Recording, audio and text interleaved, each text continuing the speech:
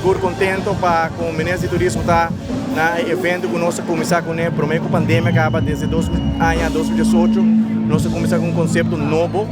antes estava Caribbean estava a organizar, ou nós dentro do governo nós pensamos com um conceito distinto, diferente, com um enfoque,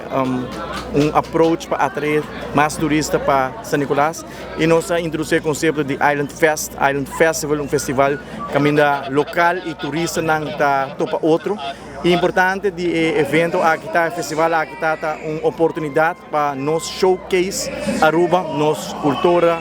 nossa história, nossa comida autêntico local. Den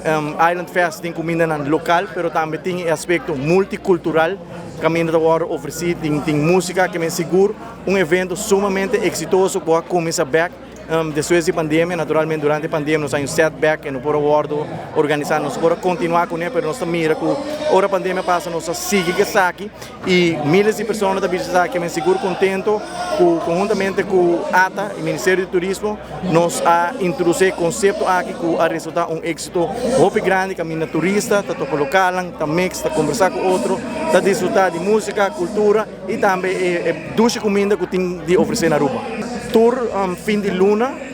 Jaranson, último Jaranson de luna, já voltei fim de novembro. Island Fest organizar aqui na Cainan de São Nicolás e a intenção e o motivo para que conhecemos o Island Fest que o desejo está para depois outro ano nós começar a organizar isso aqui em diferentes áreas, em diferentes bairros na rua, para também nós invertir em Plaza de Tovarista, Santa Cruz, Caminho de Ankerta, para convertir isso também em um venue para um possível Island Fest, para também nós invertir na praia, em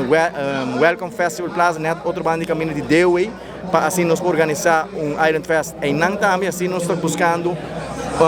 outro bairro no distrito para convertir isso aqui em festival de isla para ser o nome Island Fest. Então, se comida contente para bem que também para dar uma contribuição para no final do dia nós organizar evento aqui na São Nicolás para assim vendors para participar na Island Fest há uma oportunidade também para showcase o que não tem de oferecer na comida, na bolo, na cosduche, para assim também participar da indústria turística e indústria que está oferecendo os tours de comida e bebê e me está contente também para bem alto para mim mesmo dar minha contribuição na tour vendors aqui para mostrar sustento também como Ministério de Turismo na tour vendors que está participando desde luna passada quando nós começamos com o Island Fest.